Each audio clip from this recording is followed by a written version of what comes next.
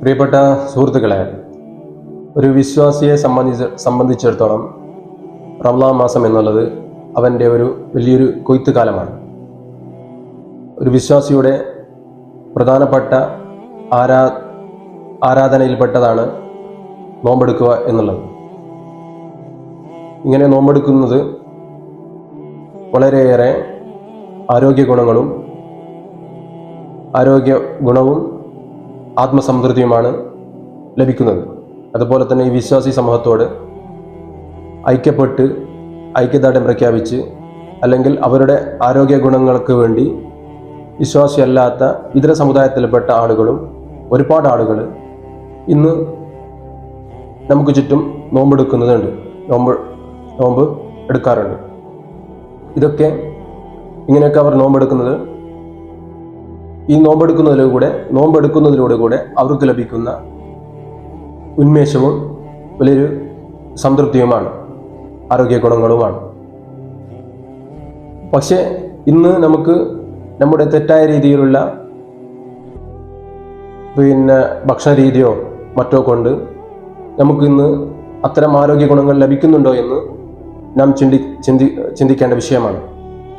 അപ്പോൾ നമ്മൾ എങ്ങനെ നമുക്ക് ആരോഗ്യകരമായി നോമ്പ് നോൽക്കാം എന്നാണ് ഞാൻ ഈ വീഡിയോയിലൂടെ പറയാൻ ഉദ്ദേശിക്കുന്നത്. അതായത് അത്താഴം കഴിച്ചാണ് നാം ഓരോരുത്തരും നോമ്പ് സ്റ്റാർട്ട് ചെയ്യുന്നത്. പുലർച്ചെ കഴിക്കുന്ന ഭക്ഷണമാണ് ആ ഒരു ദിവസത്തെ മുഴുവനും ഊർജവും മറ്റും നമുക്ക് നിലനിർത്തി തരുന്നത്.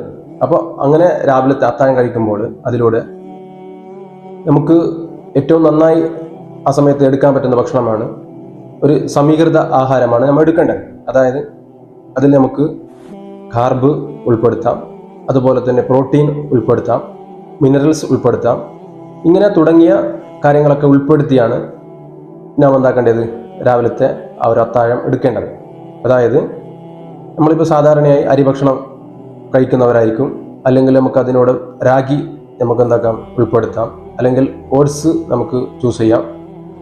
അതുപോലെ തന്നെ മുട്ട പുഴുങ്ങി കഴിക്കുന്നതും, അതുപോലെ തന്നെ പഴം പുഴുങ്ങി കഴിക്കുന്നതും, അതുപോലെ തന്നെ ഫ്രൂട്ട്സൊക്കെ ആ ഒരു മെനുവിൽ ഉൾപ്പെടുത്തി നമുക്ക് കഴിയുന്ന രീതിയിലുള്ള നല്ല രീതിയിൽ തന്നെ അത്താഴം നമുക്ക് എടുക്കാവുന്നതാണ്. ഈ അത്താഴം എടുക്കുക എന്നുള്ളത് ഒരു വിശ്വാസിയെ സംബന്ധിച്ചിടത്തോളം വളരെ പ്രധാനപ്പെട്ട സുന്നത്തും കൂടിയാണ്. നിങ്ങൾ അത്താഴം കഴിക്കുകയും അതിൽ ബർക്കത്ത് ഉണ്ട് എന്ന് പ്രവാചകൻ നമ്മെ പഠിപ്പിച്ച കാര്യമാണല്ലോ. അതുകൊണ്ട് എന്തായാലും എല്ലാവരും നല്ല രീതിയിൽ തന്നെ അത്താഴം എടുക്കാൻ വേണ്ടി ശ്രമിക്കുക. അതുപോലെ തന്നെ അത്താഴത്തിൽ നിർബന്ധമായി നമ്മൾ ഒഴിവാക്കേണ്ട കാര്യങ്ങൾ, പൊരിച്ചതോ അല്ലെങ്കിൽ മുരിച്ചതോ ആയ ഭക്ഷണങ്ങൾ അത്താഴത്തിൽ ഒരു കാരണവശാലും നാം എടുക്കാൻ പാടില്ല. അതുപോലെ തന്നെ അത്താഴം എടുക്കേണ്ടവരാണ് ഈ അൾസറോ അസിഡിറ്റിയോ ഒക്കെ ഉള്ള ആളുകൾ നിർബന്ധമായും അത്താഴം കഴിച്ചേ പറ്റൂ. അല്ലെങ്കിൽ അവർക്ക് ആരോഗ്യപരമായ വളരെയേറെ ദോഷം ചെയ്യാൻ സാധ്യതയുണ്ട്. അതുകൊണ്ട് അത്തരക്കാർ അത്താഴം എടുത്തേ പറ്റൂ. അതുപോലെ തന്നെ അത്താഴത്തിൽ നാം ഒഴിവാക്കേണ്ട ഒരു കാര്യമാണ്, സാധാരണയായി നമുക്ക് എടുക്കുന്നവരാണ് ഈ ഉണക്ക് മീൻ ഫ്രൈ ചെയ്തത്, അല്ലെങ്കിൽ പപ്പടം പൊരിച്ചത്, അതുപോലെ തന്നെ അച്ചാർ. ഇത്തരം കാര്യങ്ങളൊക്കെ ഒഴിവാക്കിയാൽ നമുക്ക് നമ്മുടെ ശരീരത്തിൽ ദാഹം ഇല്ലാതെ ഹൈഡ്രേറ്റായി നിലനിർത്താൻ വേണ്ടി, അല്ലെങ്കിൽ ദാഹം ഉണ്ടാവാതെ നമുക്ക് നമ്മുടെ പകൽ മുഴുവനും നിലനിർത്താൻ വേണ്ടി സാധിക്കും.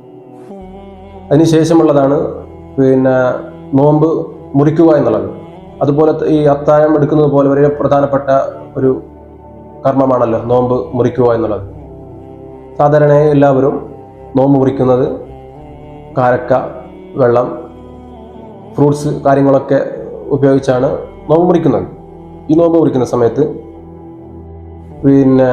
നിർബന്ധമായി ഒഴിവാക്കേണ്ടതാണ് എണ്ണയിൽ പൊരിച്ച സർവ്വസാധാരണയായി കാണുന്ന സമൂസ പോലത്തെ അല്ലെങ്കിൽ മറ്റു ഒരുപാട് കടികളൊക്കെയാണ് നാം ഇന്ന് ചുറ്റും എല്ലാവരും ഉപയോഗിക്കുന്നത്. അത്തരം കാര്യങ്ങളൊക്കെ ഒഴിവാക്കി നല്ല രീതിയിലുള്ള ഫ്രൂട്ട്സ് കാര്യങ്ങളൊക്കെ നമുക്ക് ഉപയോഗപ്പെടുത്താം.